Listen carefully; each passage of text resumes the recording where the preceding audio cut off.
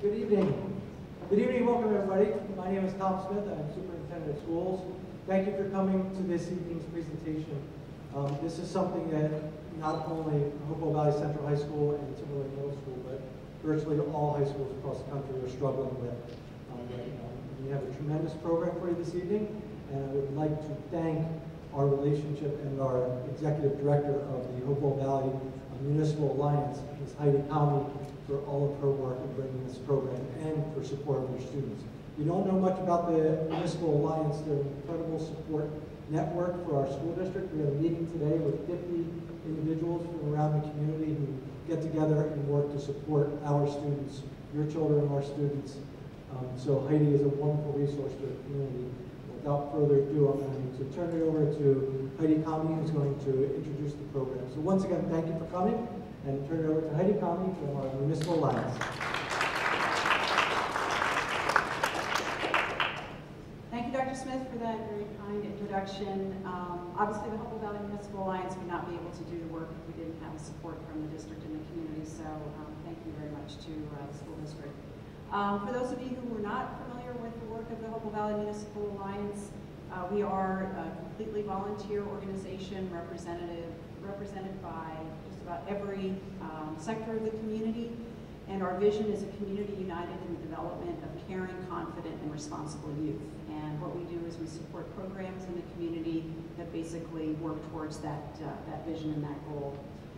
Before I announce this evening's program, I want everyone to mark this date on their calendar for next year. So March 28th of 2020 is going to be our third Hopewell Valley Parenting Conference, and you all are invited, so I want you to mark your calendars now, and it's taking place right here at Hopewell Valley Central High School, so hopefully you guys can all come to that. Now more a little bit about tonight's program. So welcome to the Vaping, Juuling, and E-Cigarette Community Education event. I appreciate those of you that are here. You'll be hearing a presentation on an unfortunate new trend amongst youth. And I just want to share some statistics, just sort of as a warm-up. The FDA Center for Tobacco Products reports in 2018, the National Youth Tobacco Survey, the data shows an alarming surge in youth e-cigarette use with more than 3.6 million teens currently vaping. From 2017 to 2018, the number of high school age children reporting use of e-cigarettes rose by 78%. That's actually one of the highest epidemiological, am I saying that right? For any substance, any issue. So that was the highest, 78%. Use among middle schoolers increased by 48% in that one-year time span from 2017 to 2018. And this past December, the U.S. Surgeon General announced e-cigarette use among youth has skyrocketed in the past year to a rate of epidemic proportions. So needless to say, that's a lot to think about. Just some housekeeping notes. We're going to have a brief panel discussion after tonight's presentation. And if time permits, we'd be happy to take questions. We have two standing mics down here at either end of the, what do we call this? Sidewalks? No. Aisles, thank you. And also, you'll have an opportunity to ask any questions of our presenter at that time, so just make sure you're holding your questions for anything that you have from the presentation. And then after the panel discussion and the Q&A, you're all welcome to come down. We have some resources and some other kind of hands-on things that are happening after the program, in addition to some samples of devices and things like that. So at this time, I would like to introduce our presenter. I'm very excited to welcome Kevin R.J. Schroth, who's an associate professor in the Rutgers School of Public Health, where he is a member of the Center for Tobacco Studies and the Cancer Institute of New Jersey. His research centers on how policymaking can decrease the negative health impact of unhealthy activities with a focus on tobacco use. Until June of 2018, he served at the New York City Department of Health and Mental Hygiene as a senior legal counsel with the Bureau of Chronic Disease Prevention and Tobacco Control. During his tenure, he played a principal role in drafting and advancing more than a dozen laws designed to reduce tobacco use and policies designed to reduce sodium and sugary beverage consumption. He previously worked as an attorney in private practice and clerk for federal and state judges in New Jersey. He earned his JD from Rutgers Law School and his BA from Bucknell University. So, welcome, Dr. Schultz.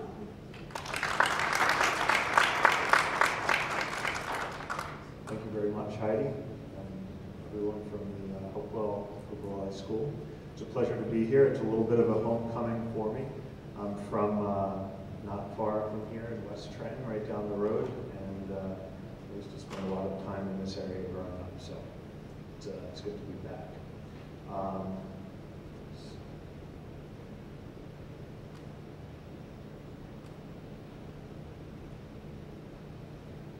right. I'll just get started. I have a lot of content here, so I'll try to move through it quickly, and I'll look forward to questions at the end. Here's a quick outline of some topics that I'm going to cover. Starting with background, just what are e-cigarettes, some of the knowns and unknowns related to them, and policy options, both on a local level and a little bit of analysis and thought on what's happening on the federal level. So first, we'll talk about background. Electronic cigarettes are a tobacco product. They contain nicotine. The tobacco world, as we know it, is really and historically has been cigarette-centric, but cigarettes were not always popular. They were not really popular before the 20th century. In the late 1800s, flu curing was a novel way of treating tobacco that was essentially invented, and it revolutionized cigarettes and tobacco use. It preserved natural sugars in tobacco leaves, making them mild. And therefore, by making the tobacco mild, ironically, that created the health problems that we now know related to tobacco use, because it enabled deep inhalation of tobacco so that the toxins that naturally occur in tobacco leaves were penetrating deep into the lungs, which they had not done before. Now, as you may know, tobacco has been used for thousands of years, but it wasn't until the late 1800s that flu curing changed it. That changed the nature of smoking, making it far more dangerous.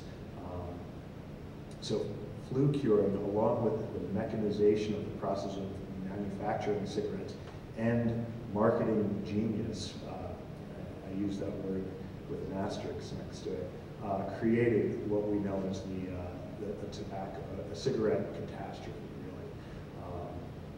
And then around World War I, the cigarette started to dominate the tobacco market. Now, why am I talking about history? We're not here just to talk about history. We're talking about electronic cigarettes. But Juul is and other electronic cigarettes are taking a page from this history, and which is causing the most radical disruption in the tobacco market that has occurred in about a century. This slide shows the market distribution among different tobacco products, moving from the mid-1800s up to the present. And the blue at the bottom is for cigarettes. And you can see right around World War I that the cigarette started to dominate the tobacco market. Despite a lot of tobacco control measures that have been put in place since the 1964 Surgeon General report that has caused a lot of decline in tobacco use on a per capita basis, cigarettes are still dominant, not quite as dominant as they were before. This chart does not show electronic cigarettes. I'm going to get to them in a minute. First, though, I just want to talk about the health consequences related to cigarette smoking, tobacco use.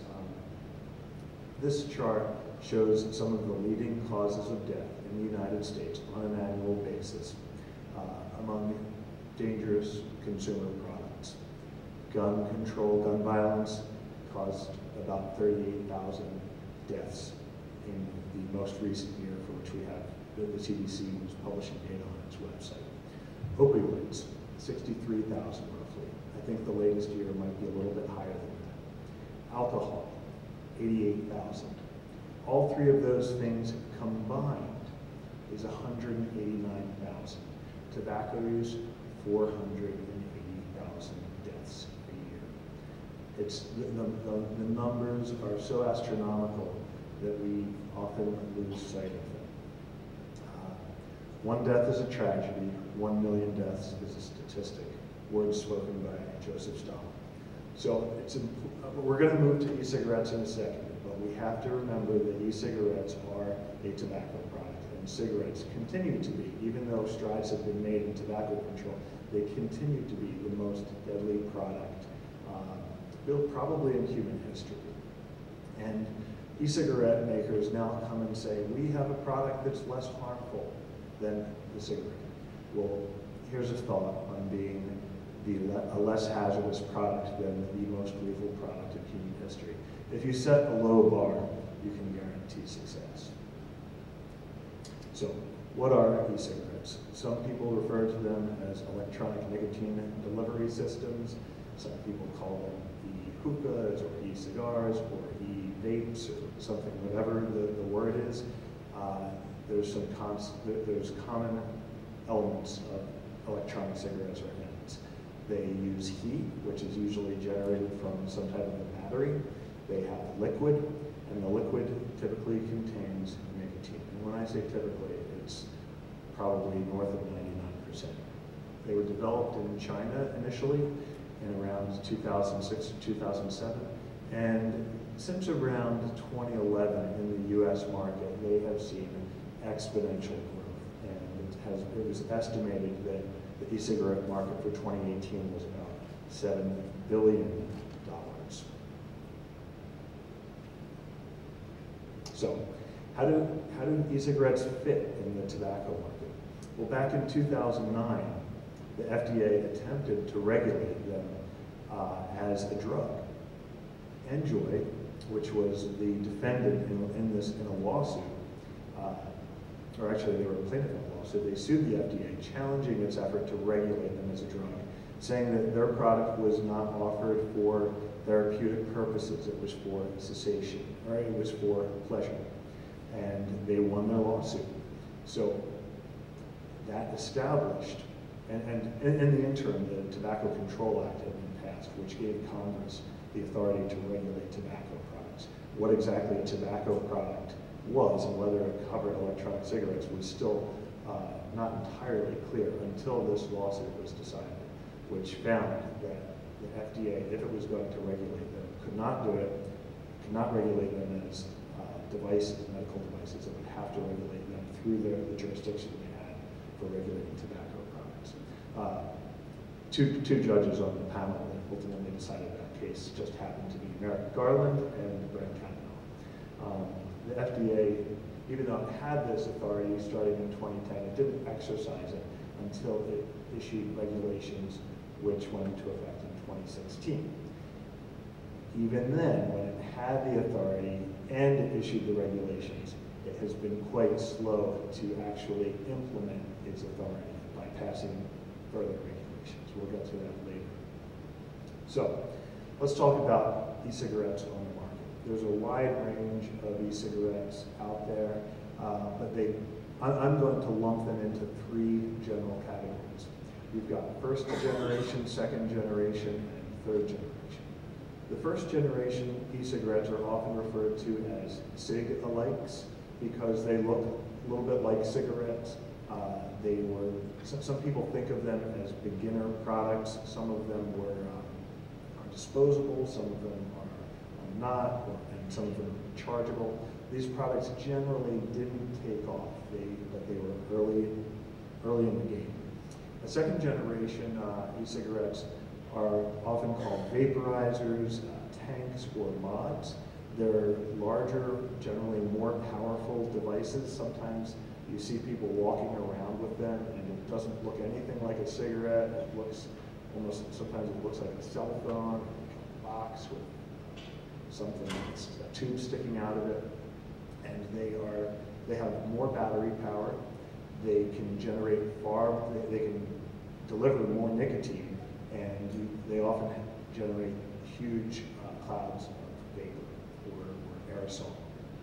And They're generally for more advanced users. Sometimes people would graduate from the first generation, like the Cigalikes, to the mods. They're more customizable, and they have a little bit of a cult following. People who get very into the product and customize them, go to events where they can talk about them and swap stories. And the mod generation, though, has been surpassed in terms of popularity and use, especially with high school students and younger, by the third generation. And this is where we saw the rise of Juul. As you may know, Juul is probably the dominant, it is the dominant e-cigarette out there right now, and we're going to talk a little bit about that. So, first, here's a slide called the anatomy of a pod-based system. They are similar to regular, all e-cigarettes in the sense that they have a battery. They contain, they have a pod that contains their nicotine. They're generally cartridges. You can buy the cartridges as refills, and they have all different, they have a variety of flavors. Third generation devices are generally user-friendly. They're low wattage, so they generate less heat, they have less power, and they have high nicotine levels, very high nicotine levels, that can be absorbed very easily into the bloodstream and to the brain. They use nicotine salts to do that, which more closely mimics the effect of cigarette smoking.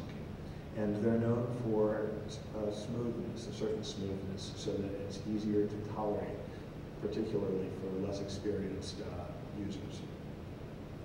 And they're discreet.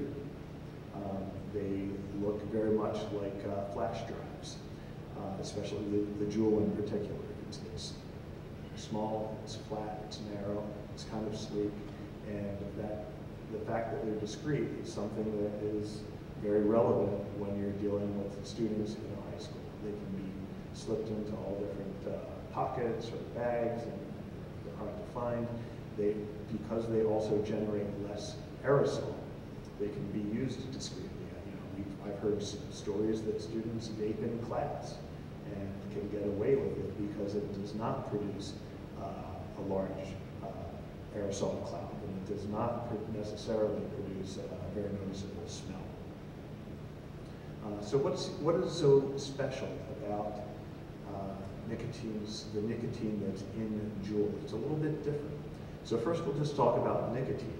And it's an addictive chemical. It's the chemical that's found in tobacco plants.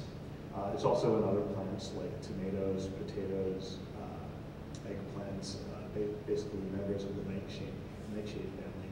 But the amount of nicotine in tobacco is exponentially higher than what you find on these other plants. In nature, nicotine serves as an insecticide, protects the tobacco leaf from being eaten by bugs. As a liquid, it can be poisonous. One of the developments that we've seen since e-cigarettes became common was that poison calls increased quite dramatically, usually because kids got their hands on nicotine that parents might have left around in the home. The kid might have spilled it, touched it. There could be reactions just to the touch, or if they're ingested, they could be highly toxic, especially to smaller youth. So, nicotine salt is really the innovation that's driving Juul's growth. And it's the natural state of nicotine in a tobacco leaf, but Nick Juul pioneered using nicotine salts. And what it does is it lowers the pH of e-liquid and the vapor. And by lowering the pH, Juul managed to increase nicotine levels without creating a bitter taste. And this was something that the second generation was not successful at doing. If the nicotine level went too high, it didn't taste as good. But Juul found a new method of having a combination of very high nicotine levels and an appealing taste that wasn't bitter and it wasn't too harsh. And I mentioned the history of flu curing in cigarettes because it seems to me that what Juul has done is they have, history is repeating itself in a way. And Juul is now becoming the dominant, at least for teenagers, the dominant e-cigarette and the dominant tobacco product out there, much like smoking revolutionized the tobacco market a century ago.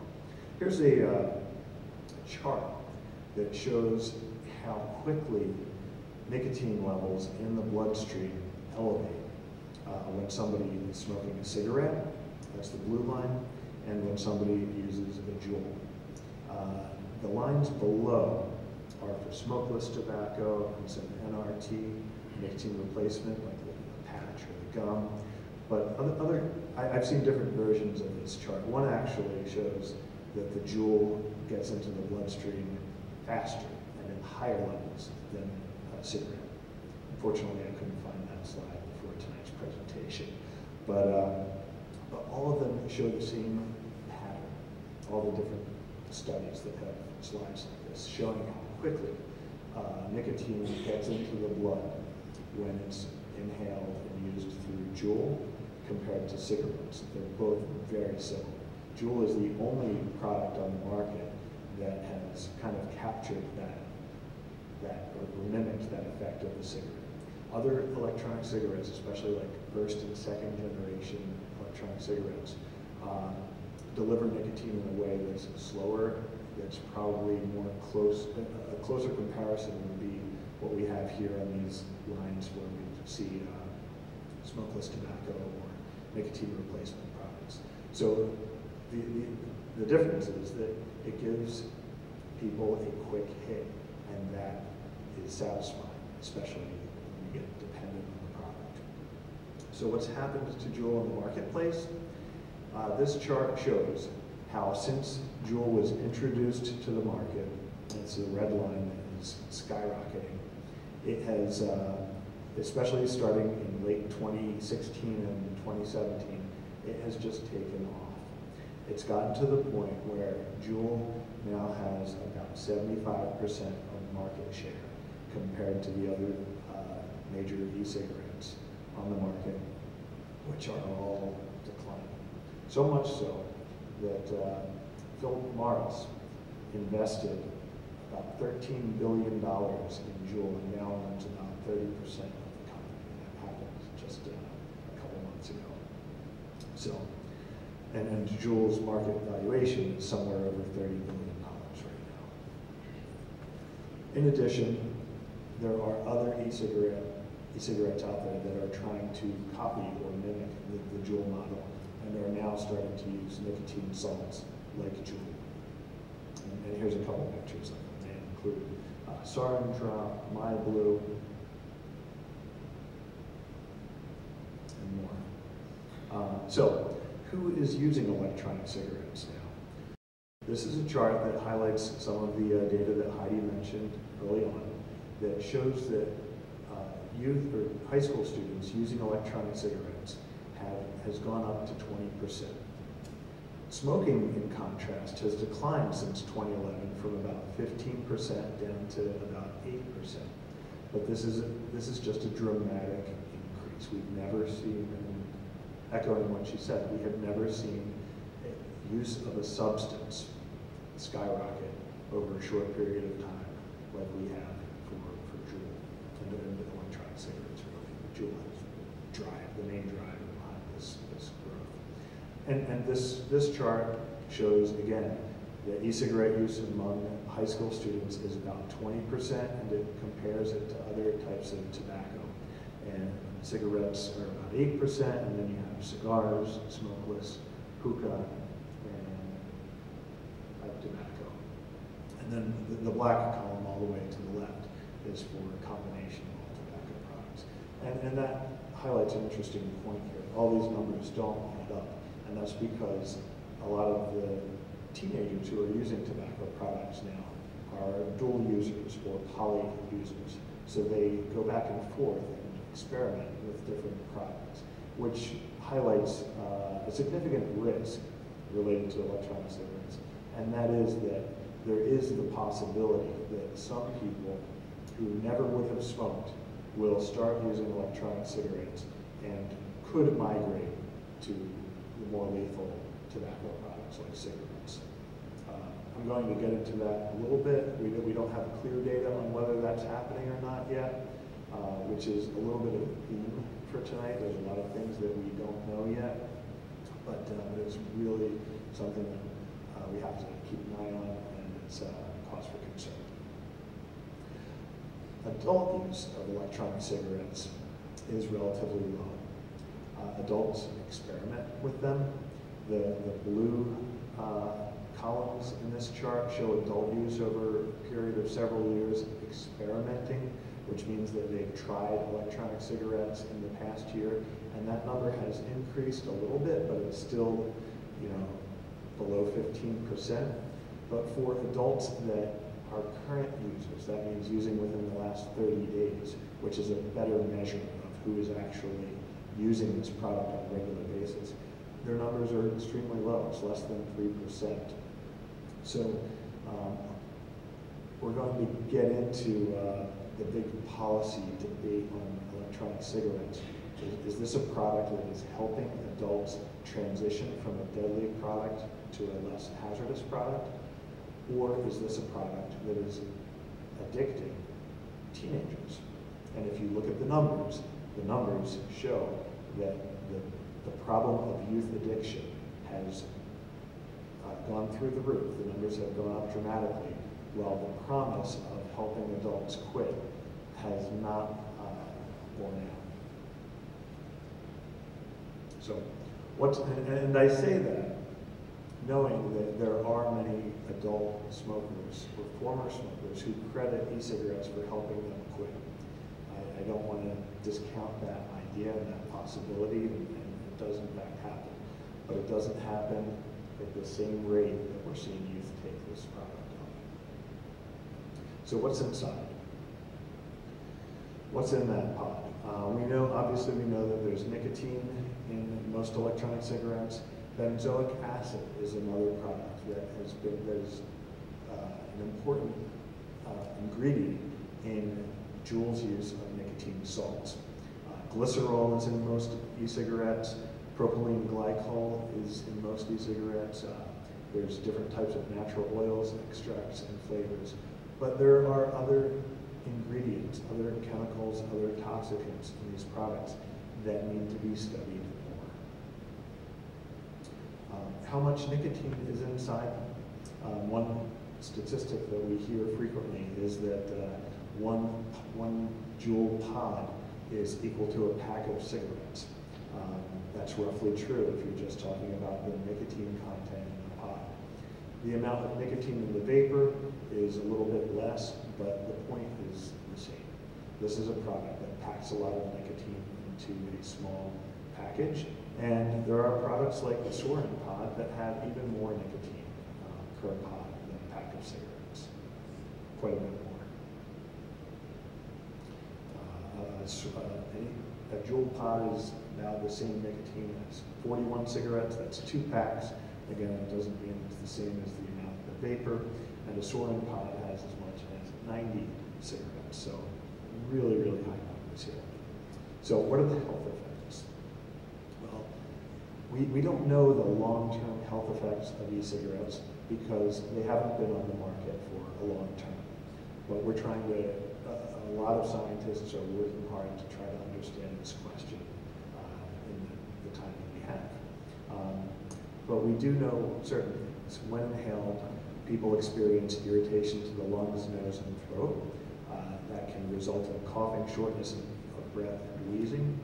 And it can cause problems when exposed to the skin as well, including cracking and drying. The benzoic acid that I mentioned is really something that we have to keep an eye on. It's commonly found in nicotine e-juices that are part of nicotine salts. And inhaling benzoic acid alone can irritate the lungs, nose, and throat. And the long-term effects of it really have to be studied.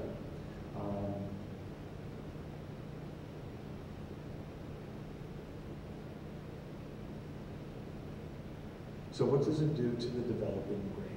This is something that we hear a lot about when we talk about nicotine. First, nicotine reaches the brain when it's inhaled through vapor or smoke in about 7 seconds.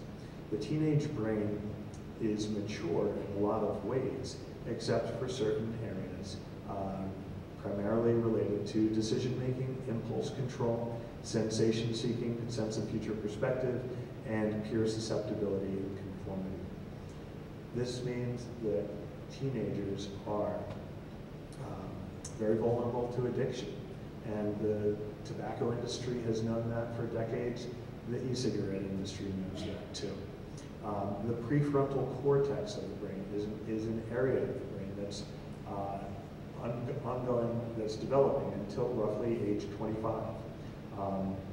And it's responsible for emotions and controlling impulses and highly vulnerable to nicotine's effects. So when we say nicotine changes the brain, what does that mean? So nicotine results in the release of dopamine, just like cocaine and opioids do. Nicotine is both a stimulant and a depressant that gives users a hit or a high. And when teenagers smoke or vape, their brain creates more receptors to handle the flood of nicotine. As the number of receptors increases, teens need more and more nicotine, more hits, more cigarettes to get the same reward that they're seeking. And after repeated exposures, brain cells can change, reducing the body's release of its own natural pleasure-giving chemicals. Studies of lab rats and lab mice show that when they become addicted, the first thing they do when they wake up is they go to a pedal that they can hit to get a nicotine reward before they go for water, before they go for food. You can almost imagine the same thing happening to people who become addicted to nicotine. The first thing, one measure of dependence on the product is how quickly somebody turns to it in the morning. If people are going to smoke or use e-cigarettes in the first 30 minutes after they wake up, that's a sign of heavy dependence. So what are some of the other potential effects? Well, nicotine can result in decreased attention span or focus, depression, anxiety, or irritability. And some of these negative effects of nicotine on the young brain will fade in time, assuming exposure ends, and others may persist. This is, again, something that needs to be studied in greater detail. And part of that study will include trying to parse out whether there's differences in long-term effect between e-cigarette use or e-cigarette exposure to nicotine versus tobacco use. So some of the knowns and the known knowns, the known unknowns, and unknown unknowns related to e-cigarettes. There's been a major shift in the tobacco control world. A traditional mantra was always that all tobacco is harmful. The shift is based on this recognition that electronic cigarettes are probably less harmful. The Surgeon General in 2016 said that e-cigarettes are likely safer substitutes than combustible tobacco products. And the New England Journal of Medicine has, this quote shows similar language. If we're going to look at tobacco products on a harm reduction continuum, the most dangerous products out there are traditional cigarettes. The least dangerous products out there are nicotine replacement products. That's your gum or your patch. These are FDA approved for a specific purpose. Where do e-cigarettes fit on this spectrum? They probably are closer to the right, closer to the less harmful side, closer to nicotine replacement than traditional tobacco products. But we don't know for sure. In 2017, the National Academies of Science, Engineering, and Medicine published a voluminous study on electronic cigarettes, reviewing 800 studies on them. And they came to different conclusions based on the strength of the evidence, rating them from conclusive to substantial or moderate, limited or insufficient evidence. And a lot of their conclusions showed that there's still more that we need to know. And this is the most comprehensive study on electronic cigarettes out there. But it only captured data through 2017.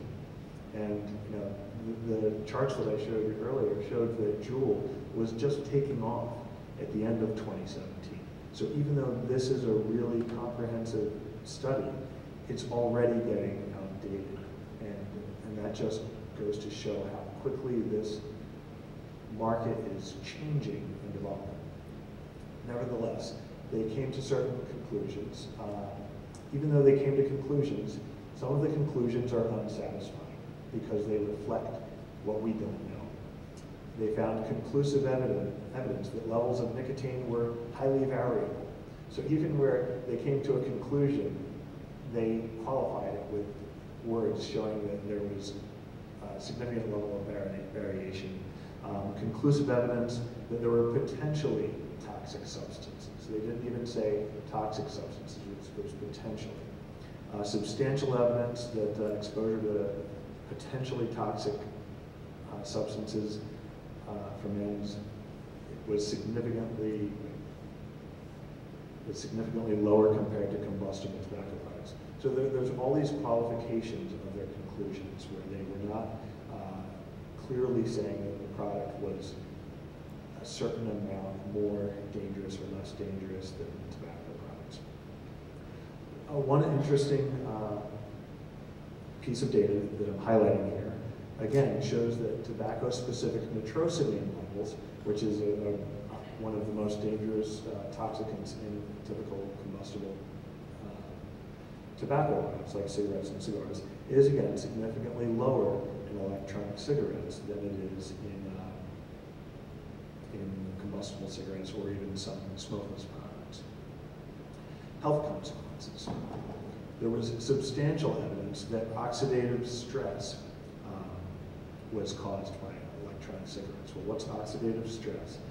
That is, oxidative stress initiates a variety of pathological processes that contribute to the development of lung cancer and COPD. So again, it's an initial sign of the potential for harm, even though more data is needed. There was no available evidence for adverse cardiovascular outcomes. But again, down towards the bottom, we can see that there was substantial evidence that some chemicals in e-cigarettes, including formaldehyde, could result in DNA damage. So, related to the harm reduction idea, one of the critical pieces or critical ideas or takeaways is that if people are going to get health benefits from e-cigarettes, if smokers are going to get a health benefit, they have to completely shift. One of the problems that we've seen with adults who are quitting or using electronic cigarettes is that they try electronic cigarettes and they go back to conventional cigarettes. And then they're getting at least, they might even end up getting more nicotine than they were getting before. So, but they're not giving up the conventional tobacco products, and then that might present even new health problems that weren't on the table initially. So cessation, do they help adults to quit smoking?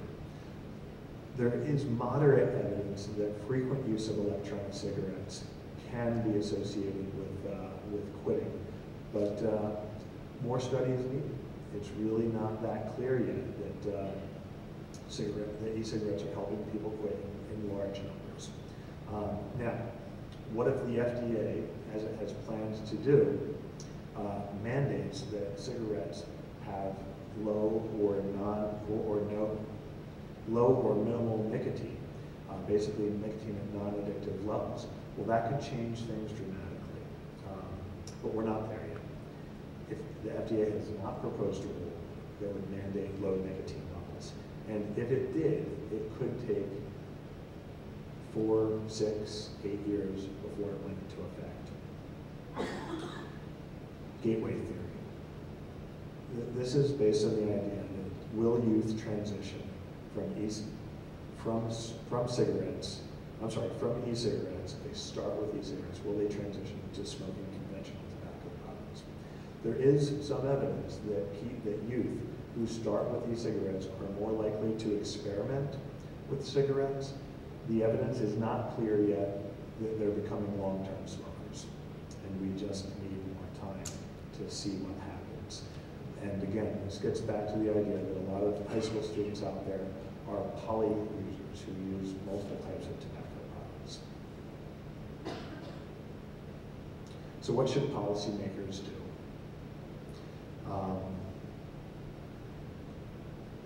The FDA, when it speaks about e-cigarettes, often talks about on-ramps and off-ramps. So they're kind of imagining there's this highway of tobacco use or nicotine use, and adults who are on the highway, the FDA is encouraging them or hoping that they will take the off-ramp and use e-cigarettes as the vehicle to help them get off this combustible tobacco highway. At the same time, there's this substantial risk and clear problem that high school students and youth are using e-cigarettes as a vehicle to get on this highway. So that's the on-ramp. So what is more important? We have somewhere around 40 million adults who are smokers and 3.5 million high school students or teenagers who are electronic cigarettes or using electronic cigarettes, and that number is going up really fast. So what should we do? Now the FDA has proposed this idea back in 2017 that they would reduce nicotine levels to non-addictive levels in cigarettes and possibly cigars, and they would extend an olive branch essentially to electronic cigarettes on the market. And the olive branch was it extended the time that they had to get pre-market approval from 2018, which has already passed, to 2022. By doing that, the FDA was encouraging innovation in the e-cigarette world. It did not anticipate, and the commissioner of the FDA said that he did not anticipate at the time an epidemic of e-cigarette use among teenagers.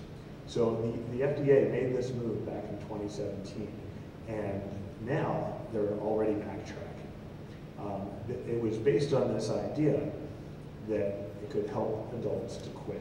And data showed that adult smoking rates of about 15% could be reduced to 1.4%. That's a dramatic decrease, but we're years away from that. The rules haven't even been proposed. Instead, we're faced with this problem where we see that instead of e-cigarettes being this panacea helping adults to quit, they're addicting high school students. And the FDA has really started to use tough language, and the FDA commissioner, who recently retired, I'll get to that, he recently said, it's now clear to me that in closing the on-ramp for kids, we're going to have to narrow the off-ramp for adults. So his statement shows that he wants to make this product less available, and he now recognizes, or the FDA now recognizes, that it's more important to make it less available for kids than it is to make it available for adults. So what has the FDA done about this? Just a week ago or so, 2 weeks ago, they restricted the sale of flavored e-cigarettes in most stores with the exception of tobacco-flavored e-cigarettes and menthol or mint-flavored e-cigarettes. Except that flavored e-cigarettes can be sold if they're kept in an adult-only space of a store. I'm told that has to be truly a separate space. It can't just be a corner of a store, it can't just be behind a curtain, but we have yet to see a little bit more detail on what the FDA has has in mind or how it will be enforced. Online vendors will be required to have more effective age verification strategies, or they'll be subject to heightened FDA enforcement. Again, we don't know exactly what that means. We don't know if that means that they will be enforcing in a meaningful way or not. And there would be more stringent enforcement for products employing marketing targeted to youth. The pictures that I have here show apple juice on the right, and to the left of the apple juice is an electronic cigarette flavor that looks pretty much exactly the same. Below that, there's Sour Patch Candies and another candy on the right, and on the left is an e-cigarette flavor that looks pretty much the same. Now, the FDA has cracked down on this product. They've ordered these companies to stop selling their products in ways that are designed to attract kids. And now, these new guidelines that came out 2 weeks ago are adding additional teeth to that, where they're showing that FDA is going to continue to crack down on any products that follow patterns like this by obviously marketing to kids. But we don't know for sure exactly how it's going to be enforced or how effective the enforcement will be. And the commissioner of the FDA just resigned. So Scott Gottlieb is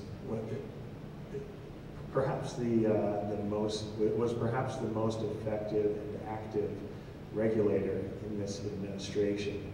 And a lot of people, even in the tobacco control world, who were skeptical about him at first because he had some pharmaceutical experience in his background and even a stake in an e-cigarette company where he sat on the board, was a very active regulator. And he was, I'm not going to say that the tobacco control community agreed with all of his decisions, but they were pleased by the aggressiveness with which he was going after electronic cigarettes and tobacco products and some of the statements that he was making. Now, since his resignation was announced, the FDA appears to be following his priorities related to electronic cigarettes. These regulations, the enforcement regulations that were just announced 2 weeks ago, came after he announced his resignation, but before he left. I think he leaves at the end of this month. And they appear to be following his priorities related to flavored cigars. But it is unclear if the FDA is going to follow through on his priorities related to reducing nicotine in cigarettes, which was a centerpiece of his policy of trying to make cigarettes non-addictive and e-cigarettes available for adults trying to quit.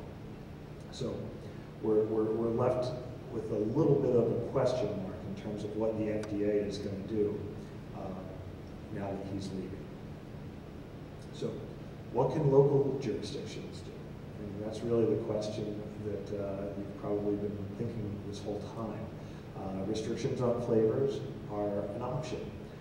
Local jurisdictions have the authority to restrict or prohibit the sale of certain categories of tobacco products. And that could be electronic cigarettes, it could be flavored products. San Francisco bans flavors for all tobacco products, and that applies to e-cigarettes as well. That went into effect in June of 2018. The law was passed before that, but the tobacco industry challenged it by initiating a ballot measure, and R.J. Reynolds spent about $12 million to try to advocate against this San Francisco law. Well, their $12 million did not help that much. The measure passed with about 68% of the popular vote in San Francisco, and that ban on flavors is in effect in San Francisco. More recently, just a week or two ago, San Francisco proposed banning all electronic cigarettes entirely. I don't know of any other jurisdiction that's even considered doing that. There have been jurisdictions that have considered prohibiting the sale of all tobacco products. Again, that is something that local jurisdictions can do. It's actually easier from a legal perspective to prohibit the sale of a product than it is to prohibit the advertising of a product due to something called the First Amendment, and First Amendment, which has been extended to protect corporate speech and corporate advertising.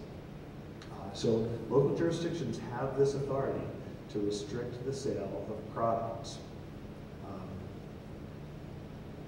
New Jersey already has a law that prohibits the sale of tobacco products, including electronic cigarettes, to people under the age of 21, which is a good thing. Requiring licenses to sell electronic cigarettes is something that local jurisdictions can get involved in. Not only that, but they can require the number of licenses to decline over time or to prevent the availability of new licenses in the future. So these are things that local jurisdictions can do and can think about. Another thing that local jurisdictions have done is improve their smoke-free air laws to cover electronic cigarettes. Again, New Jersey has already done that, so that's not something that's really on the table in a place like this. And I think it's always important to remember that even though we're focusing on electronic cigarettes, it's important to remember that they are a tobacco product, and any restrictions on electronic cigarettes should probably be just as stringent, if not more stringent, for conventional tobacco products. So, with all of the activity on the federal level, with the FDA threatening to pull flavors and pull certain e-cigarettes on the market, e-cigarette companies are on the defensive. Juul, Facebook, and Juul has deactivated its Facebook and Instagram presence as of November of last year. They have tried to pull back their presence on the internet as much as possible, but one issue, the electronic cigarette companies got a lot of free marketing from influencers on social media who post about their products. And earlier on, e-cigarette companies were quietly complicit, probably encouraging influencers to post their and market their products. But since the FDA has been cracking down, the companies are trying to pull back and disavow any involvement with activity like that. Because they, I think, legitimately fear that the FDA may take more aggressive action. But in a way, the genie's already out of the bottle. The products are already incredibly popular, and youth are using social media to advertise what they're doing and show themselves using their vaping devices and all kinds of things. The ads that are being used by the electronic cigarette companies have uniformly become more responsible. Juul, for example, now tries to show adults trying to quit.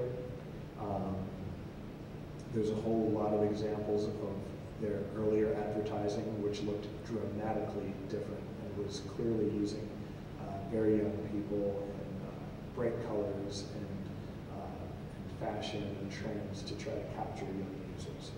They've changed that.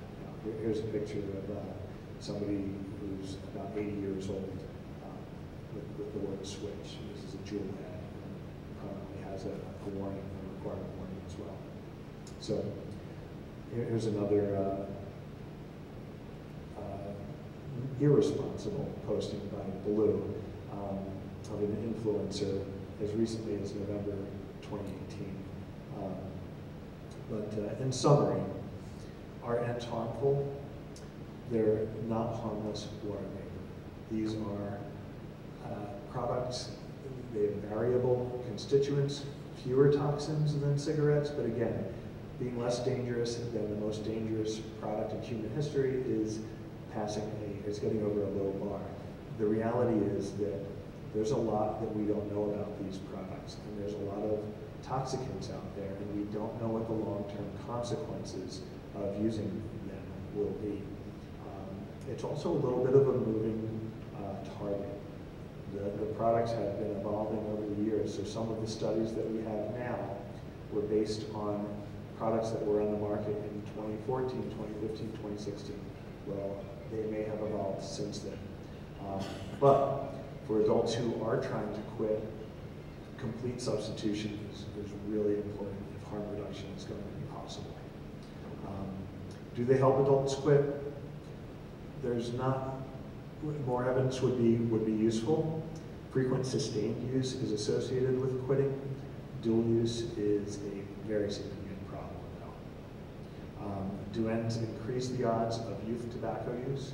They probably do, but again, it's not very clear yet.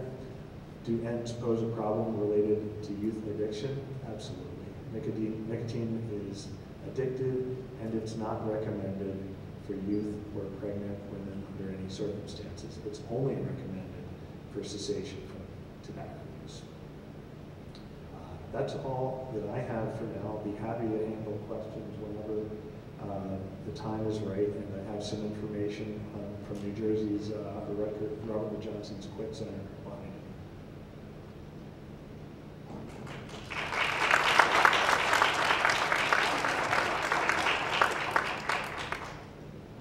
Kevin, this is a small token of our appreciation. I hope your local alma mater doesn't mind. There's some Hopewell Valley swag in there, so hopefully he won't tell you, but he went to the Lawrenceville school, so we're hoping that, yeah. So thank you very much. I guess at this time I'd like to welcome our panel. If you guys would like to come up, I can introduce them as they're coming. So Dr. Melrick, who is a pediatrician with Princeton Nassau Pediatrics, will start our panel discussion.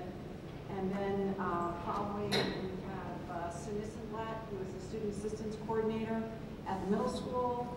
We have Dr. Chris Felderman, who is the Student Assistance Coordinator at the high school. And then we have two very brave Hopewell Valley Central High School students who'll be joining us. And then last but not least, we have Debbie Rasica, thank you, with the Central Jersey Health Consortium. So I'll start off with Dr. Conner. You guys hear me? Thank you, Kevin, for a terrific presentation. So, you know, it's a real privilege to be here to talk to you guys about this tonight and be part of this conversation. As a general pediatrician, recognize some faces out there. As a general pediatrician, I have the privilege of taking care of kids from birth right on through their late teens and early 20s. And a big part of what we do, particularly in our well care visits, is one-on-one time with the doctor, confidentially, with the kid talking about, you know, concerns and me talking about what I think the concerns are. And it's a really unique situation because kids confide in us, and we know what their challenges are, and we know what they're doing, and we try to give our best guidance. And as we've seen over the last year or two, this has become, and I think much to what Kevin said, an unbelievable new challenge that we're facing, that the kids are facing. I think as you're sitting here in the audience, because I'm also a parent, there's perhaps a tendency to say, well, you know, is this really a problem for our district or our school or our family or our kid? And I think you're making a huge mistake if you think it's not. It really has become a major issue in our community. And I think, you know, there's sort of the statistics, and then there's the sort of anecdotal stuff that I'm able to share with you guys. And so what I'm able to share with you guys is, you know, what I hear from the kids and what I see in my practice. And I think there's basically three areas that really concern me about this. And so one is the pervasive nature of it. You know, when we've compared this to cigarettes, we've known, you know, back when I was in high school, like many of the parents in this office, in this auditorium, you know, 20–25% of high school kids probably smoked when we were in high school. We're basically recreating that again in 2019. We're up to about 20% of our high school kids vaping. So it's a large number of kids. It's kids who you're surprised by. You know, stereotypically we think of sort of a group of kids who are maybe the ones who are going to make poor choices, but vaping seems to be much more ubiquitous amongst sort of every group. You know, the athletes, the good kids, the smart kids. It seems to be much more widespread than I would have ever thought. And so that sort of pervasive nature, I think, is my first big concern. My second is the intensity at which kids are exposing themselves to nicotine. And so, you know, when you're talking about a cigarette, you're talking about something that the kids had to really, you know, back when we were teenagers, had to be really careful, right? They had to hide it. The cigarettes have a very distinct smell. Cigarettes, you know, the pack alone, you know, sort of sticks out of a kid's pocket. Now we're talking about something that's basically odorless, something that you can, you know, sort of hide in your shirt sleeve, something that you can do while at school, in the bathrooms, in the classrooms. And so the kids have way more opportunity to vape than they ever would have had to smoke a cigarette. And so the amount of use that a typical user is ingesting in terms of the nicotine content, and especially with some of the stuff Kevin highlighted in terms of how potent particularly Juul is, these kids are exposing their developing brains to enormous amounts of nicotine, which has very scary consequences. And the third real big concern is that this is, at least anecdotally in my experience, no question, a gateway product. And so kids are starting vaping, and many of them are ending up smoking cigarettes. And even more disturbingly, many of them are using vape or vape of tobacco as a gateway for starting to put other substances in the vape pen or in the Juul pod. And so vaping tobacco eventually becomes vaping cannabis oil or various other substances, typically marijuana substances. So we're seeing this going in that direction, at least anecdotally, which is incredibly scary. So, you know, I think you know, this is a great start in terms of our community getting together to talk about this, and I hope everybody you know, continues to push forward. We've got a great administration, and we've got, you know, the Alcohol Alliance to sort of help take charge of this, and you know, healthcare providers and educators and parents. We really have to take this seriously in our community. So thanks for being here, guys. Hi, so I am Sue. This is what I am set at the middle school at Timberlane. So just a couple, you know, quick things to kind of talk about. I look at it in middle school, and I think a lot of people are like, well, could it be happening that young? We're 6th, 7th, 8th graders, and yes, it is happening that young. Kids are starting as early as 6th grade for sure. So I kind of look at when I talk to the kids, kind of getting a sense of reasons why they might start. Because again, if they're starting, you know, in the middle school in general. I think it's a lot of different reasons, kind of typical stuff, even when kids, you know, generations ago started cigarettes. You know, it's kind of exciting, it's daring, they want to appear older, they want to kind of be cool, you know, popular or whatever. A lot of them also talk about camaraderie with friends. Where they kind of hang out, and it's like that camaraderie, we're all together in this, it's kind of fun. It's definitely being promoted, and I think I've shown up there like cigarettes back in the day. We have a leadership group in the middle school, and one of our students actually looked back and compared the ads from the 1950s and 60s to now. You would say it's like identical, like they were using almost the exact same method. And then of course the kids who like the buzz that they get from it, and that to me is most concerning for a lot of different reasons. You know, they like that feel. And maybe they're the kids that like that adrenaline rush, you know, that excitement. We need to find a way to channel that in a positive way, but they might want to do, you know, through vaping. And then also in terms of self-medicating, when we talk about kids who may be struggling with some kind of other mental health issues, anxiety, depression, other things, that they find that this helps them feel better. And of course, everybody wants to feel better, but this is not the healthiest way, as we all know, it can lead to other issues. So that may be some reasons they start. Looking at why kids may continue, because again, kids in middle school experiment with lots of different things, right? Some just maybe try it and then they stop, but then others continue. In general, I think at the middle school level, they don't see the consequences yet. They're not hitting that road of addiction yet, so they're not really seeing consequences where they can't stop, or they get up in the morning and they have to, you know, have it hit. It's not happening that quickly to them. Again, they don't feel addicted, although based on some of the reading I read, that because it's so much nicotine as we talked about, that if they are vaping for only a couple of weeks, if they start, they actually are going through withdrawal. They're already actually feeling some symptoms of that withdrawal. And again, I think it's also status for some of them. If they continue to kind of have that status in school. How do they use? Mostly using with friends, especially when they first start. Maybe sometimes alone, and then I mentioned that, you know, there is a concern about that. They are start using with cannabis oil, which is very concerning on any level. So just in terms of how we target this at the middle school, we're trying to do as much education as possible. We are having assemblies tomorrow. Kevin will be there. been through the year, I call it the health classes of every grade, talk about the health risks. We talk about the reasons why kids may use on that level, the peer influence, and some of the things that I talked about. Talk about, again, self-education for the kids so they understand that it's okay not to feel well, but we need to find out things to make them feel better. Looking at healthy ways to cope so that they're not using that as a way to cope. And again, we also, if a kid violates the policy, the student does meet with me, and then we talk about individually the health risks, what's it doing for them, why are they doing it, what's working, something's working for them if they're using it, and again, try to find alternative ways. Again, I think we just keep educating them as much as we can.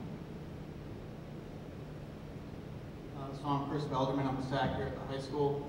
I think when we think about kind of vaping at the high school, there's some significant concerns there, and I think one of my biggest concerns is, we've seen a precipitous decline in combustible tobacco use over the course of the past 20 years, and now what is happening is I see an entire new generation of students who are being exposed to nicotine and starting to understand what that addictive process looks like. Where Sue is they're talking about experimenting and starting to use at the middle school level. What I'm seeing at the high school level is students are coming to me, and the students who are currently vaping tend to be the ones who are the biggest advocates for not starting to vape because they are starting to experience that addictive process and becomes just unpleasant. They are not smoking for a buzz or using nicotine for a buzz. It's to avoid the bad feeling of withdrawal from a nicotine substance. I think at the high school, it's challenging because it is discreet. It tends to happen in unsupervised areas during free time, so bathrooms. It's happened in hallways here. It's happened in more public areas, but it tends to happen in unsupervised areas during downtime. And one of the things we struggle with is ease of access for our students. Even though we are a 21+ state, we are a hop, skip, and a jump from Pennsylvania, which is 18+. So, we have students who, we are directly across the street from the middle school. We have, juniors and seniors interacting with freshmen on a regular basis. So all you need is an older sibling or somebody who's over 18 to go to Pennsylvania for you, and then you have a hookup there. In terms of what our students are seeing in terms of some of the consequences, it can get really expensive. Pods are not necessarily that cheap, especially when you stop getting allowance, start having to make money on your own. Those things become a significant concern. Seeing their friends get addicted, feeling like they need it, feeling like they're not in control of their use is concerning. We certainly have disciplinary consequences here at the high school which get invoked. And then we even have students at the high school level complaining about huffing and puffing during gym class, experiencing some of those negative health effects already. And then other students where that kind of becomes an aspect of their identity, where it's their group of friends, that's what they do, whereas another group of friends that may not be what they do. A lot of the students that I work with started using prior to really understanding the consequences. They start in 7th, 8th grade or even 9th grade and really don't have that recognition. It's not until later that they really start to experience those consequences and really start to struggle with it. And then a lot of times when they're working with me, even if they're working on maybe other substance use issues, the primary thing they're like is, I don't want to vape anymore. They may be using marijuana, maybe drinking, things like that, but they're like, I don't want to keep vaping anymore, which is pretty surprising, right? It's something that they feel the most, has the most control over their life. So in terms of what we're doing here at the high school, we've increased bathroom monitoring, we've moved, hall monitors around and things like that to be closer to areas that we have identified as frequently used for these kinds of things. Continuing to educate our students in health classes and doing building-wide activities. We certainly have the intervention aspect with myself as the SAC and working with the building administrators for students who are identified as regularly using that. And it's certainly high on the priority list for our building administrators and in addressing our policies and kind of what our procedures are here. So certainly high on the radar and certainly something that we are doing our best to see what we can do to address here at the high school. I feel like a big question that a lot of parents ask is if students are aware of the health risks of vaping and everything like that. So I feel like students are somewhat aware of what can happen, but mostly just don't care. Like, we kind of have the mindset of like, if you can't directly see it or anything, then it doesn't really matter. But there are sponsored ads on social medias like Instagram and Snapchat, which I feel like are most used between teens, from an organization called The Real Cost. And the campaign's mission statement is to educate and regulate youth on tobacco use. And from what I've seen, and even from comments on these posts, kids don't really take it seriously. And we kind of, as a teenager, the mindset is very, like, we're kind of invincible, sort of. Like, we don't really feel like anything applies to us because we're so young, and we're always being told, like, take advantage of while you're young and everything like that. So it kind of gets to our heads, and we feel like we can do it right now because we're too young for it to really matter, for it to really harm us. And like Dr. Belderman said, I feel like the school is really doing as much as they can to help this issue. And the school can only do so much to reach the kids. And as students, I feel like something that Hopewell Valley does very well is educating kids on harmful effects of tobacco use and other drug use and alcohol. As I went to Bear Tavern when I was in elementary school, and from then till now, we've always had DARE and other high school-like programs like Panda come and speak to us. And like in school, I know that there's teachers stationed throughout the school, usually by the bathrooms, and they do checks and everything. And staff regularly confiscates devices or anything that they find. But again, the school can't really control what students can take away from lessons and what we're being taught in health class. It's really up to each individual kid and their parents or guardians. One of the biggest concerns is where the students are getting them. They're typically the underclassmen are getting them from the older students, mainly the seniors, and they'll get them whatever they want. If they ask for pods, if they ask for batteries, the seniors will get the money, so they'll go get whatever they need. A lot of the underclassmen, the upperclassmen will sell their old sets to the younger students at higher prices. Upperclassmen who are of age 18 can legally purchase kits in Pennsylvania, which isn't far, so they can easily make money off of that. Also, around our area, there are gas stations that will sell to younger students, and a lot of people do have fake IDs to be able to get this kind of stuff. And unfortunately, we are unaware of specific places around us that sell to kids that are underage. Vaping and juuling has become very prevalent in high school. It is actually really uncommon for a high schooler not to have one of these things. Like, the majority of students have a juul in our school. Despite the majority of upperclassmen having these things, these students are more aware and respectful of the school rules than the underclassmen, so that includes like the seniors and the juniors. The underclassmen, like the freshmen and sophomores, are typically more likely to have these devices, mainly for validation from the upperclassmen. They want to be seen as cool, so they'll get these things and they'll bring them to school just to show them off, or they'll ask upperclassmen to get them these things just to let them make it known that they want this and they're part of that group kind of thing. Hi, I'm Debbie Rosica. I work at Central Jersey Family Health Consortium. We're a maternal child health agency. Right now I'm doing prevention and education, focusing on addiction and women of childbearing age. And we do have a real problem with these products being used by women and young girls after they conceive. And we know it's very damaging to developing brain cells. So what I'm hearing tonight, though, I find really, really encouraging to have parents come out, to have a school so supportive, administration, everybody coming together for a common cause. And that is to let our kids live their dreams, which is what we all really want. We want our kids' brains to develop so they can aspire to be all that they want to. And to do that, the education is really important. But in doing, I'm also an addictions counselor. I've seen the sickest of sick people, the stories I can tell you. And working on this end, the education's important, but also the skill building. You know, are our kids learning how to deal with conflict resolution, stress management, dealing with emotions and feelings. Do they have a safe person to talk to?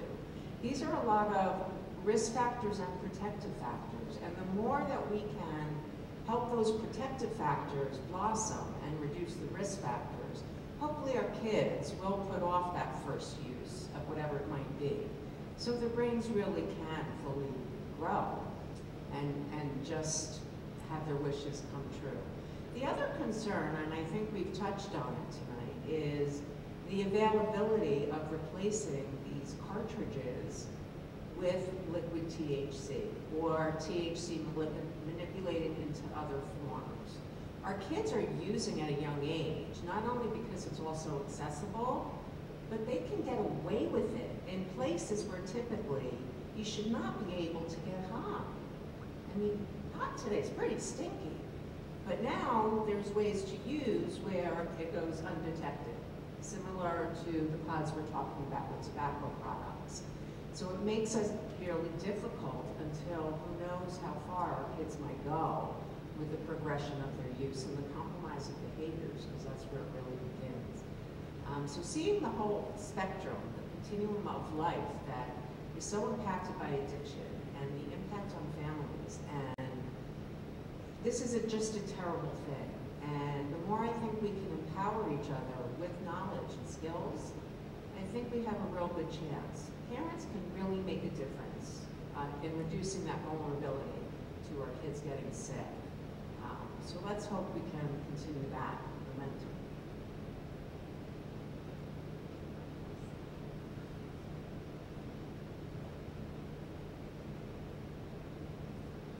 Thank you very much to our panelists. So now we're opening up the floor for questions. I encourage you, if you don't mind, just coming down to the microphone, and who wants to be the first brave individual to ask your question? I know there's got to be something going on that you guys want to ask, so come forward, please. Yeah, I see somebody moving. No? Somebody has to have a question out there. Yes, please, come forward. Thank you.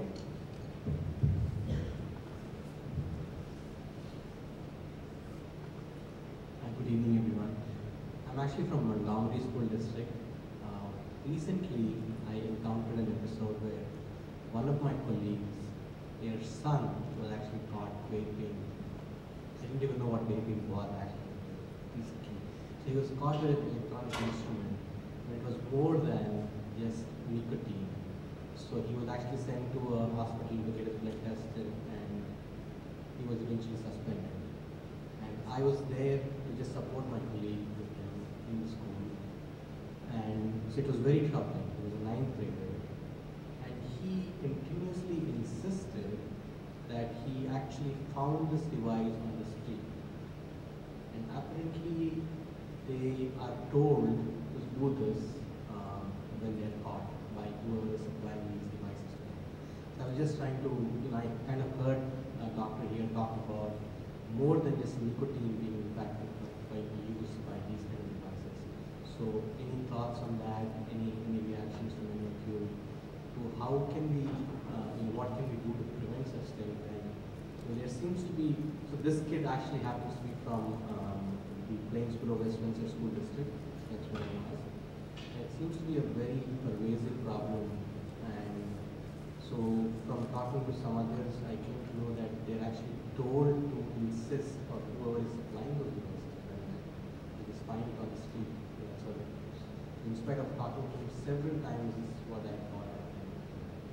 So I just wanted to just throw it out there and see what you have to say about this. Sure. I have not heard of a situation quite like that before, but I will say that there is not quality control going on, especially when you're looking at vape shops. For Juul, you have a product, and a lot of e-cigarettes also are coming from China, and some try to claim that their product or their e-liquids are manufactured in the US as if that's some kind of a stamp of authenticity or quality. But the reality is that the FDA is not actively regulating them right now. There is product coming in from China which is not being regulated by the FDA. I don't know if it's probably not being regulated anywhere. So the variability of the product out there is a real problem. And when you have e-liquids primarily from vape shops, but you can also get them in some convenience stores and online. When you have e-liquids where people can open up the container and mix and match and do what they want, that's a problem. We don't know what's in some of the product, and I have no idea what was in that product. Obviously, we're familiar with the problem of some people using cannabis oils with electronic cigarettes, but that sounds like it might have been some type of a contaminated e-liquid, and who knows where it came from, but there's not an effective way of regulating these products right now. Now, things that could be done include the FDA becoming more involved and making sure that products are only sold if they're first approved by the FDA, and non-compliant products have to be enforced and effectively pulled from circulation. On top of that, local jurisdictions can have licenses and more effectively try to restrict the sale of products from unauthorized sources that don't have licenses. Again, it's difficult to, it sounds like this was a source that was from some kind of a street sale. So that's a really hard thing to try to pin down, but what you can do is you can try to force sales to go through authorized systems like licensed retailers and have some type of enforcement system that can try to crack down on unregulated sales. Kevin, I'd like to add just a little bit. So as school districts have struggled with this problem, I've seen a variety of policy coming out, and there are some school districts who will have made policies such that when they find a vape pen or a vape device, they treat it as drug paraphernalia. And so it's unclear because so much marijuana is being used in the vape device, they're treating that student as if he's been found with drug paraphernalia. So depending on the exact policy, some districts will then require that the child go down, or the student go down the pathway of, as I think happened in this case, being assessed and evaluated for whether or not they're using drugs, and so that may be what happened here.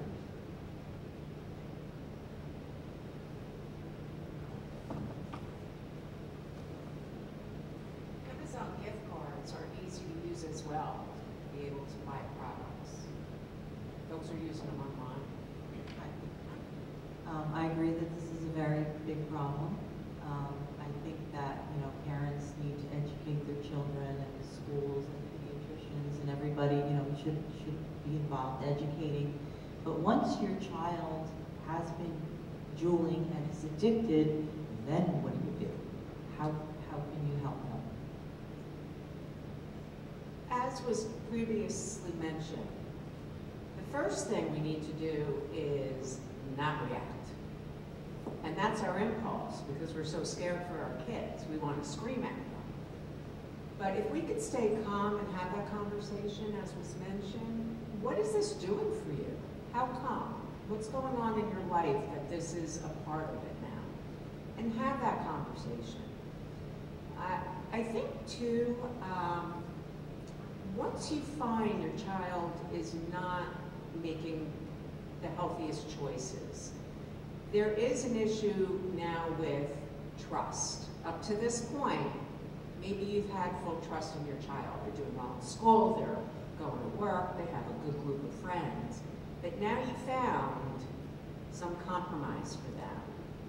The best you can do is let them know you're going to stay on top of it. You're going to be doing searches. You're going to be checking out where they are, what they're doing, just so you can make sure they're safe.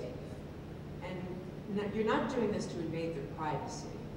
You're doing this because you're a parent, and your child has demonstrated that he or she's at risk. So what can we do together to help you work through this? That tends to help a lot. I often get that question when I'm doing trainings for parents or for teachers or in communities. And the best we can do is ask questions. because we certainly don't have the answers. And you're right, if our kids choose to use, they are going to. So we need to meet them where they are and not judge that, but see how we can help them change their perception, learn healthier skills, and keep it moving forward if we can. That's a real simple answer, but one that seems to help kids open up about it a little bit. Yeah, I have to go all the way to, the not panic time. I mean, I think, it's important to talk and really listen as well. And I think, and seek some support. I mean, that's why we're here, between this night at the schools. Kids can get help from us to get help. It's confidential. So if a kid is drooling, vaping, that doesn't mean it goes to the administrator. We're here to offer the support. And I think a big piece is you can ask them, what's it doing for them? What else is going on in their lives? And another piece is finding other ways. If they're, for whatever reason they're using it, is finding some of those other positive things in their life to make it help. But I think the first thing is not to panic and keep having those conversations and listen to them. I think a lot of the kids, I think you all said it, they don't think it's harmful. And if the kids are Googling themselves, the things that come up are that it's not harmful, that this is okay, you can use it. So of course that's, help them look for the information with them. Like my resources here is let's see where you find the information and let's talk to them. Yeah, I think building off that, understanding kind of the function of it, is this something that they have a reason to stop doing? Is it having an impact in their life? And for some of our students, they may not be experiencing that yet. So what we're kind of doing at that point is essentially planting seeds that we hope kind of sprout later on. We can take kind of more the structural measures of clamping down, searching, things like that, but kind of developing with them and helping to understand, what are the good parts, what is this doing for you, what do you appreciate about this, and then what is it maybe costing you, what are the hard things about it, or what is the struggle is it causing. And then if they do have that desire, do they have that ability to quit it, or does this have, this physiological hold on them that they might require some additional support with, or putting those skills in place or those other things in place to support them in quitting if they do develop that desire to quit and kind of helping them down that road. It's not an easy solution, but it's one that kind of, hopefully over time kind of develops.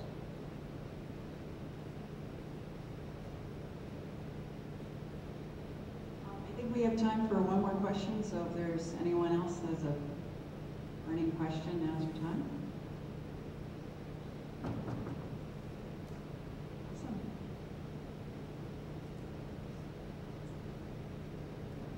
Hi, my name is Nadia. I go to middle school and I'm part of the peer leader group at Timberland. And I think that the main issue that is helping kids get addicted is that they think that they are in control of vaping. So they think that when they take one more hit or drool more, that it's really not going to matter because they're in control and it just doesn't matter. So, but in reality, that's really what's getting them addicted, is that they think that they're in control when really they don't have a lot of control over these substances, and they need to realize that. So I guess I just wanted to know your thoughts on that and what you think about that, I guess.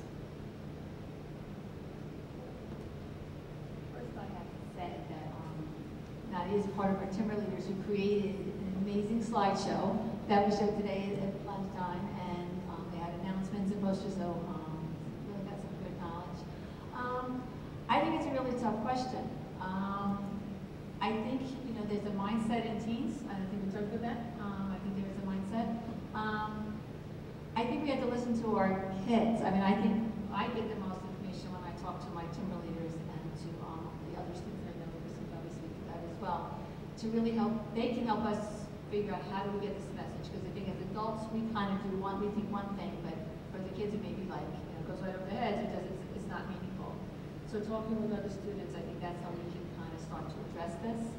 I think as a bigger picture also, I think also looking at the adults and what we model is also important. Our behavior, our kids are watching what we do, so that's another piece, but I think really getting kids involved and kind of addressing those issues. Yeah, I mean, it makes me think that there's an an old saying that I'm probably going to butcher, but it's something to the effect of, you know, like one step doesn't make a path, you know, so you do it once, and, you know, that's not necessarily going to lead to you being addicted, but if you keep doing the same thing over and over again, every time you're doing it, you're increasing the likelihood that you're going to struggle with that later on.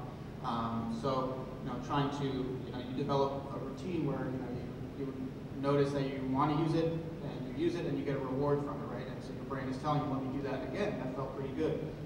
So, you know, just we're as the presenter mentioned, you know, the parts of the brain that are not developed at that point have to do with forethought, you know, problem solving, you know, seeing future consequences, things like that. So helping students to understand that and take that moment to think about it, you know, even if it's just a couple of seconds to make a different decision, it is really important.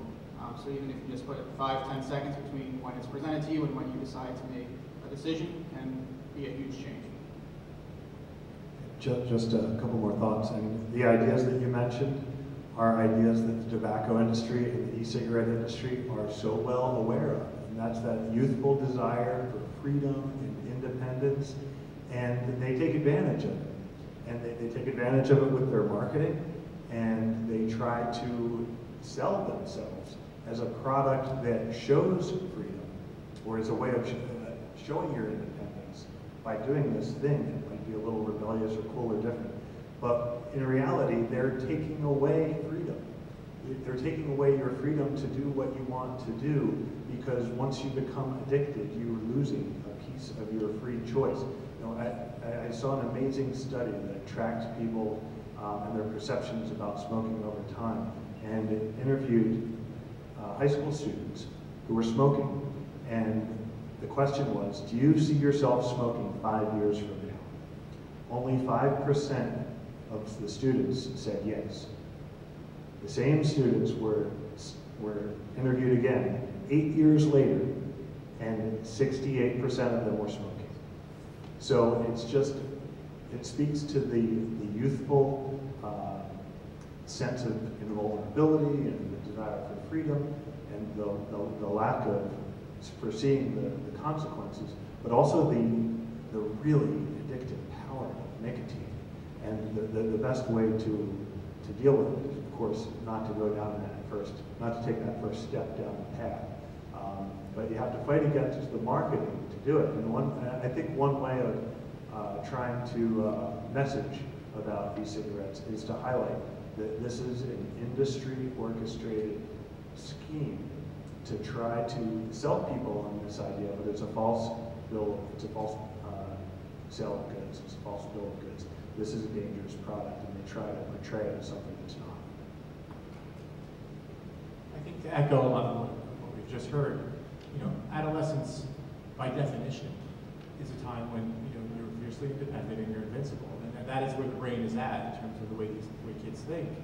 And so, yes, we should continue to educate, and we have to continue to educate, but the amount of ground that we're going to be able to make with that is probably somewhat limited, because, again, by definition, kids feel like they're invincible, and they're not worried about what's going to happen to them some number of years from now when they're addicted, or some number of years from now when they have one of the consequences of either the nicotine on the brain, or the cardiovascular potential effects, or the potential lung effects.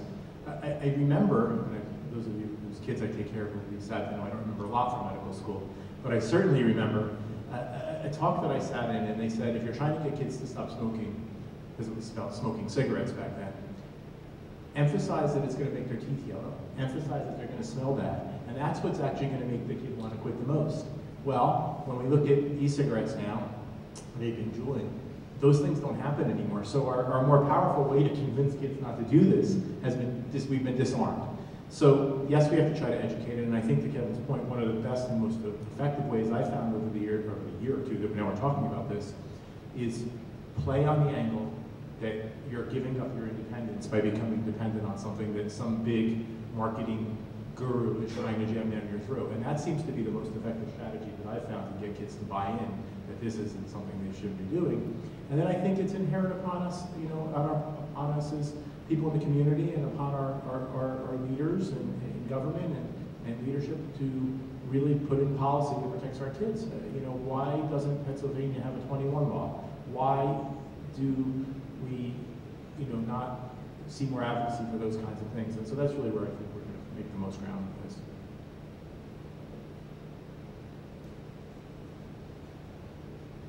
I'm just going to grab this mic because it's convenient. So this is going to conclude at least this portion of the program. I do encourage you, we have some great resources. I know that Debbie has some very interactive things that she wants to share with you guys.